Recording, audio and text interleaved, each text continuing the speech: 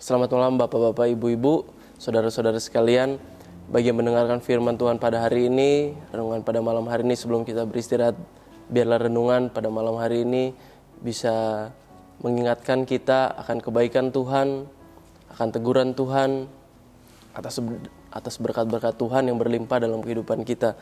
Kita akan melihat dalam Yesaya 21 ayat yang ke-11 dan 12. Di sini dikatakan, ucapan ilahi terhadap Duma. Ada seorang berseru kepadaku dari Seir. Hai pengawal, masih lama malam ini? Hai pengawal, masih lama malam ini? Pengawal itu berkata, pagi akan datang, tetapi malam juga. Jika kamu mau bertanya, datanglah bertanya sekali lagi. Nah, dalam ayat ini kita akan melihat sedikit latar belakang daripada ayat ini.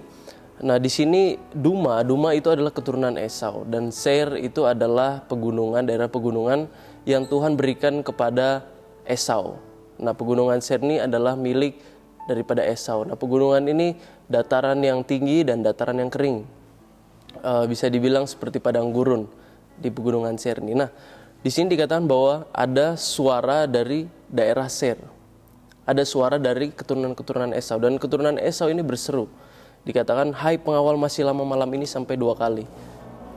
Nah, mengapa mereka mengatakan hal yang demikian?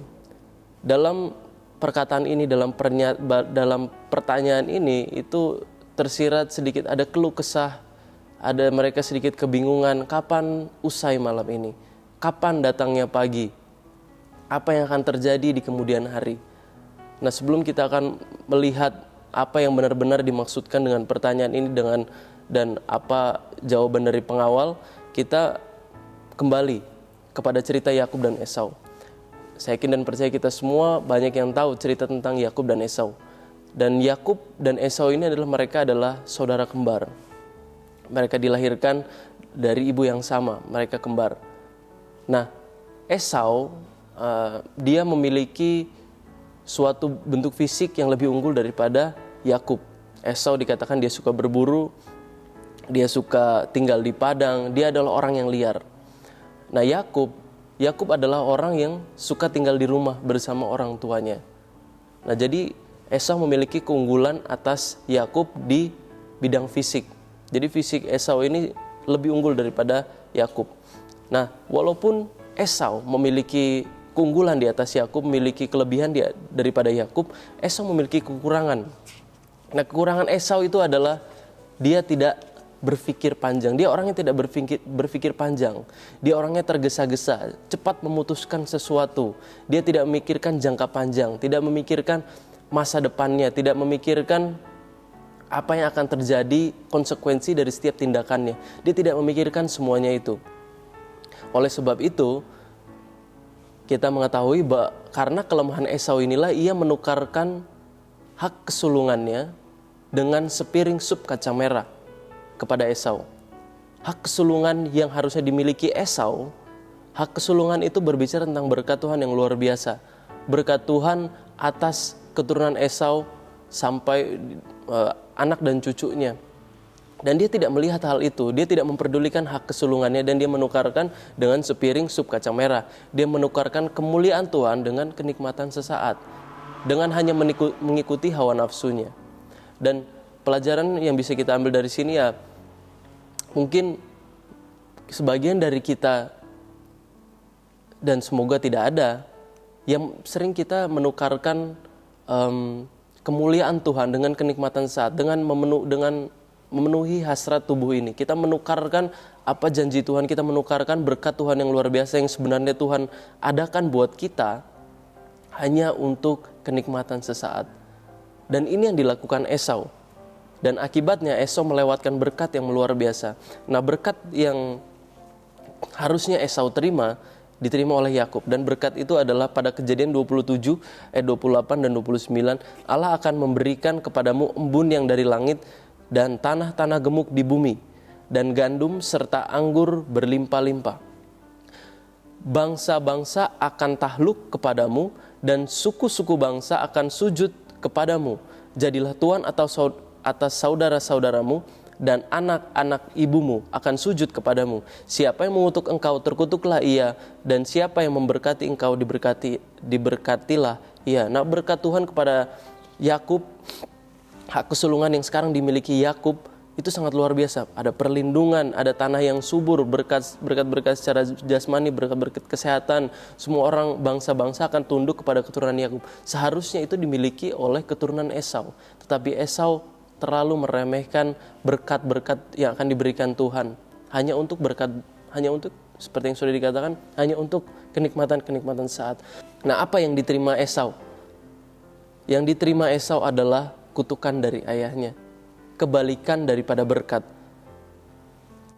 Kejadian 27 ayat 39 akan saya bacakan. Lalu Ishak ayahnya menjawabnya, sesungguhnya tempat kediamanmu akan jauh dari tanah-tanah gemuk di bumi dan jauh dari embun dari langit di atas. Engkau akan hidup dari pedangmu dan engkau akan menjadi hamba adikmu. Yang ditinggali keturunan Esau itu jauh daripada tanah-tanah yang subur. Dan memang sesuai dengan firman Tuhan bahwa keturunan Esau mereka tinggal di padang gurun dan mereka hidup dalam yang dimana tanahnya itu kering, susah untuk ditanami. Dan di sini dikatakan engkau akan hidup dari pedangmu dan engkau akan menjadi hamba adikmu.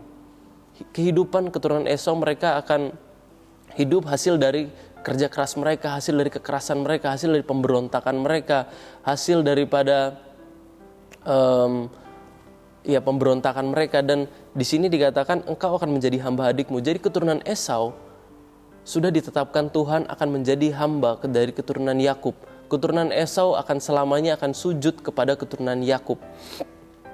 Nah, di sini kita kembali kepada Yesaya 21 ayat yang ke-11, dikatakan di sini, ada seorang berseru kepadaku dari Seir, hai pengawal, masih lama malam ini, hai pengawal, masih lama malam ini.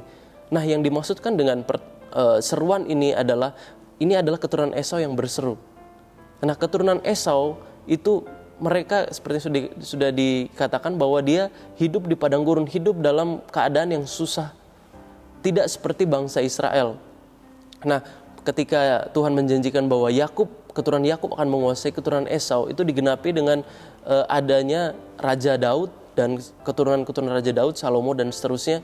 Nah, raja-raja inilah yang menguasai bangsa Israel. Raja-raja inilah yang menguasai keturunan-keturunan Esau. Dan keturunan-keturunan Esau mereka hidup di bawah tekanan, di bawah dalam pemerintahan keturunan-keturunan Yakub. Oleh sebab itu di sini dikatakan kapan malam ini akan berakhir, kapan kutukan ini akan berakhir. Keturunan-keturunan Esau berseru, kapan masalah ini akan selesai? Kapan kita akan mendapatkan kelegaan, kapan kita akan berkuasa? Mereka bertanya demikian, kapan malam ini akan berakhir? Masih lama malam ini. Nah, malam itu dikaitkan dengan penghukuman, malam kegelapan, penghukuman terakhir. Dan di sini dikatakan bahwa keturunan Esau sudah berseru, dikatakan kapan hukuman ini akan berakhir? Masih lamakah penghukuman ini? Tetapi ketika keturunan Esau ini bertanya dan kepada pengawal itu menjawab. Yesaya 21:12, pengawal itu berkata, pagi akan datang, tetapi malam juga. Jika kamu mau bertanya, datanglah bertanya sekali lagi. Pagi akan datang, tetapi malam juga. Mungkin kebahagiaan akan datang, tetapi penghukuman akan ada. Penghukuman terhadap keturunan Esau itu sudah mutlak. Keturunan Esau akan menerima penghukuman yang kekal. Itu adalah nubuatan daripada kitab Yesaya. Itu adalah tulisan dari kitab Yesaya bahwa keturunan Esau akan menerima penghukuman. Walaupun pagi akan datang, walaupun pagi datang hanya sebentar saja, tetapi yang datang kemudian adalah malam hari, yaitu penghukuman, kegelapan yang melingkupi keturunan Esau. Nah, kalau kita melihat sedikit dalam kisah Raja Herodes, keturunan Esau pernah menguasai keturunan Yakub. Nah, Raja Herodes itu adalah raja yang jahat di masa pemerintahan ketika Yesus lahir di bumi ini. Raja Herodes adalah keturunan Esau. Nah, pada waktu itu keturunan Esau sempat menguasai keturunan Yakub, sempat menguasai bangsa Israel. Tetapi karena ia adalah raja yang begitu jahat, dia ketika Mesias datang, raja datang, Ketika dia mendengar kabar itu, dia memerintahkan untuk membunuh semua bayi-bayi yang baru lahir. Karena dia ingin membunuh sang Mesias. Dia takut sang raja yang baru lahir akan menggantikan posisinya. Kekuasaan Raja Herodes itu 30 tahun. Terdengar lama, tetapi singkat cerita, karena Raja Herodes memaki Tuhan atau merendahkan nama Tuhan, akhirnya Raja Herodes dihukum mati oleh Tuhan, ditampar oleh malaikat, dan Raja Herodes mati. Dan kini sekarang kita mengetahui yang menguasai bangsa Israel kembali adalah Tuhan Yesus Kristus. Dia datang kembali untuk menjadi raja. Dan raja ini adalah raja yang masih hidup sampai sekarang, Tuhan Yesus Kristus. Keturunan Esau tampaknya sudah memutuskan penghukuman mereka atau kutukan mereka. Pagi akan datang. Memang kegembiraan akan datang, tapi hal itu akan terjadi hanya singkat, dan hal itu digantikan oleh Tuhan Yesus sebagai raja yang turun kepada bangsa Israel.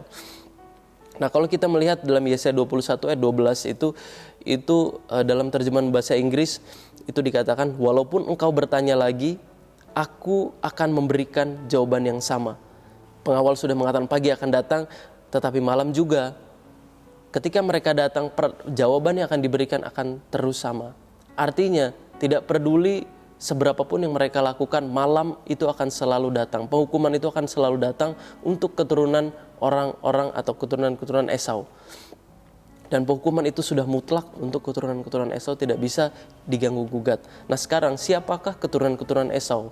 Atau di manakah keturunan-keturunan Esau berada? Nah, kita akan lompat ke perjanjian baru dalam Ibrani 12 ayat yang ke-16. Janganlah ada orang yang menjadi cabul atau yang mempunyai nafsu rendah seperti Esau, yang menjual hak kesulungannya untuk sepiring makanan. Dalam perjanjian baru nama Esau masih diungkit. Dan keturunan Esau adalah orang-orang yang memiliki hawa nafsu, tidak melihat kemuliaan Tuhan, yang menukar kemuliaan Tuhan dengan kenikmatan sesaat, dengan hawa nafsunya, dengan hasratnya. Nah, nama Israel itu adalah pemberian Tuhan kepada Yakub. Jadi nama Israel itu adalah nama Yakub. Nah, jika kita melihat kalau sekarang kita melihat bahwa kita adalah Israel secara rohani. Kita sering menyebut bahwa kita adalah keturunan-keturunan Yakub secara rohani. Dan mereka adalah anak kembar, Yakub dan Esau.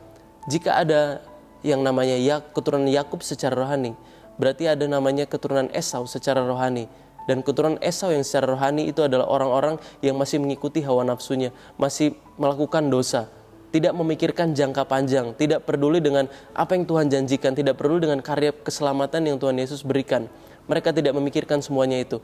Mereka hanya memikirkan dengan kegembiraan sesaat yang hanya di bumi ini. Mereka hanya memikirkan apa yang terjadi di atas muka bumi ini. Tetapi keturunan Yakub, mereka terus berpegang kepada janji Tuhan. Mereka melihat ke depan bahwa janji Tuhan itu luar biasa. Janji Tuhan itu akan selalu mendatangkan sukacita yang kekal, bukan sukacita yang sementara, bukan kegembiraan yang sementara. Apakah kita keturunan Yakub secara rohani atau kita keturunan Esau secara rohani? Kita bisa bilang bahwa kita adalah keturunan Israel secara rohani. Tetapi apakah kita benar-benar keturunan Yakub secara rohani? Yang benar-benar memegang janji Tuhan, walau tidak kelihatan, tetapi kita masih memegang, kita masih percaya bahwa berkat Tuhan, sukacita Tuhan itu ada buat orang-orang yang percaya kepada Tuhan. Apa yang kita terima? Apa yang keturunan Israel, bangsa Israel rohani yang diterima? Apa yang mereka terima? Dalam Ibrani 12 ayat 28 dikatakan, jadi kita menerima kerajaan yang tidak tergoncangkan. Marilah kita mengucap syukur dan beribadah kepada Allah menurut cara yang berkenan kepadanya dengan hormat dan takut. Beribadah kepada Tuhan dengan cara yang berkenan. Beribadah kepada Tuhan artinya menjauhkan diri kita dari dosa. Memuji nama Tuhan dengan hormat dan takut dan gentar. Memandang Tuhan dengan kemuliaan. Nah, ini adalah yang kita terima. Tetapi yang harus kita lakukan adalah kita harus beribadah kepada Tuhan dengan cara yang benar, hormat dan takut. Karena kita telah menerima kerajaan yang tidak tergoncangkan, kerajaan surga yang tidak dimiliki oleh keturunan Esau. Keturunan Esau, penghukuman mereka itu sudah mutlak. Bahwa mereka nanti pada akhir zaman mereka akan dihukum. Orang-orang yang di luar Tuhan, mereka akan dihukum. Walaupun kegembiraan di dunia ini terlihat senang-senang, orang-orang di dunia ini terlihat senang-senang, tetapi penghukuman itu sudah mutlak nyata kepada keturunan-keturunan Esau, orang-orang yang jauh daripada Tuhan.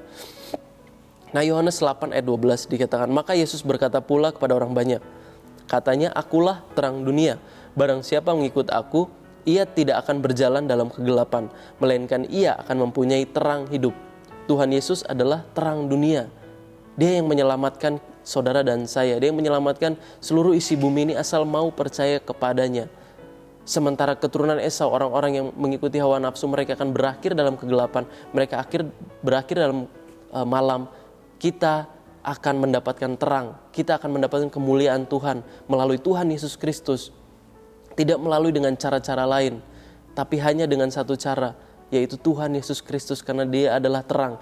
Dia yang menerangi kehidupan kita dan saudara, dan Dia akan membuka jalan menuju kerajaan surga. Tetapi hanya Tuhan Yesus yang dapat membuka jalan. Tidak orang lain, tidak ada dewa-dewa lain, hanya Tuhan Yesus yang dapat membukakan jalan untuk kita sampai kepada kerajaan surga. Kebahagiaan yang kekal, sukacita yang kekal. Saya akan tutup firman Tuhan renungan pada malam hari ini dengan kitab Maleakhi 4 ayat yang kedua. Tetapi kamu yang takut akan namaku, bagimu akan terbit surya kebenaran. Dengan kesembuhan pada sayapnya, kamu akan keluar dan berjingkrak-jingkrak seperti anak lembu lepas kandang. Ketika anak lembu lepas dari kandang itu mereka senang, mereka bersorak-sorai, mereka akhirnya lepas daripada kurungan, akhirnya lepas daripada kekangan.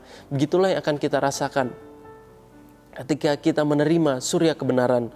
Surya kebenaran itu adalah lambang daripada Tuhan karena Dia adalah terang.